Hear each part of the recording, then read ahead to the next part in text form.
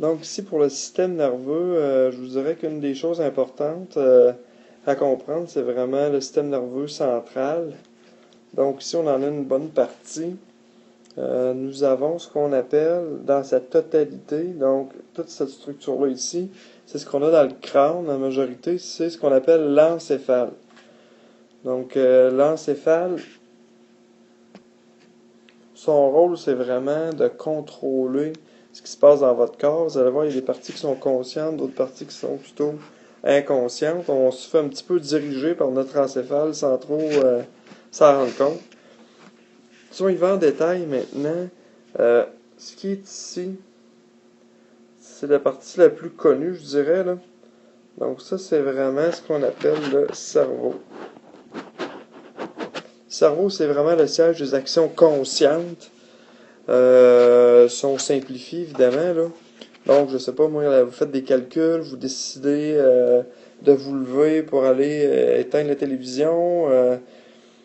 Donc, toute votre mémoire, etc., là, ça se situe au niveau du cerveau. Donc, vos apprentissages scolaires, tout ce que vous faites dans la vie de tous les jours, de façon consciente, là, ça se passe vraiment dans le cerveau. Il y a une petite structure que je vais entourer en rouge ici, qui est en bas. C'est ce qu'on appelle le cervelet. Donc, cervelet, c'est vraiment une structure qui est plus petite, comme vous pouvez le constater, mais qui est vraiment très importante. Entre autres, son principal rôle, c'est vraiment la coordination des mouvements complexes, comme dans les sports et tout ça, quand on a vraiment plusieurs mouvements à faire de coordination, puis même, probablement que le premier sport qu'on fait, je dirais extrême, c'est apprendre à marcher. Donc, un des responsables de toute la coordination musculaire, c'est vraiment le cervelet. Évidemment, là, je simplifie tout le temps parce que le cerveau, le cervelet et la structure que je vous présente maintenant, le tronc cérébral, on pourra en parler très longtemps.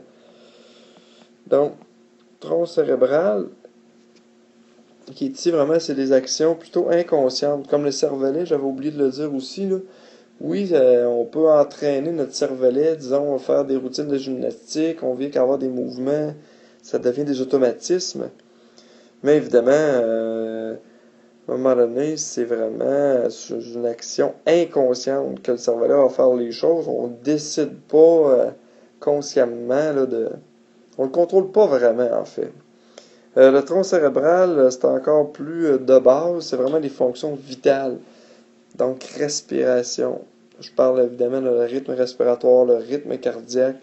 Donc, tous des trucs qui sont inconscients, involontaires, mais qui, évidemment, sont extrêmement importants. C'est vraiment cette partie-là qui va contrôler ces fonctions vitales-là. Et finalement, la partie qui manque au système nerveux central, c'est vraiment la moelle épinière. Donc, la moelle épinière, ok, ici on reconnaît l'encéphale qu'on a vu tantôt. Ok, la fin du tronc cérébral ici. Et là, évidemment, là, j'ai enlevé les vertèbres là, pour qu'on voit la moelle épinière, là, mais la moelle épinière est cachée par l'ensemble des vertèbres, là, entre autres pour la protéger. Donc, ce grand nerf-là, dans le fond, c'est un nerf qui est énorme. C'est la moelle épinière. Donc, la moelle épinière, à ne pas confondre avec la moelle osseuse, s'il vous plaît.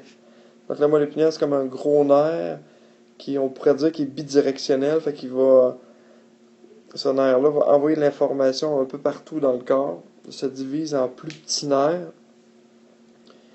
Donc, ça va dans exemple, les bras, les jambes, les organes vitaux. Et évidemment, les organes, la peau, et tout ça va renvoyer de l'information.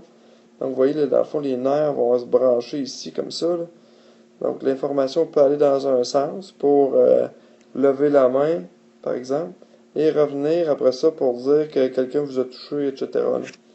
Donc, la moelle épinière, c'est la dernière partie du système nerveux central. Attention, les nerfs n'en font pas partie. Donc, tout ce qui part après ça, là, je vais les faire en rouge. Les nerfs qui vont aller dans les jambes, dans les organes vitaux et tout ça, c'est ce qu'on appelle le SNP, ou système nerveux, P pour périphérique. Donc, ça va être vraiment tous les nerfs qui vont aboutir, par exemple, aux organes des sens. Donc, ça va être des nerfs sensitifs. Puis les nerfs qui vont servir à exécuter des mouvements, donner des ordres aux muscles, c'est les nerfs moteurs, dans le sens de motricité.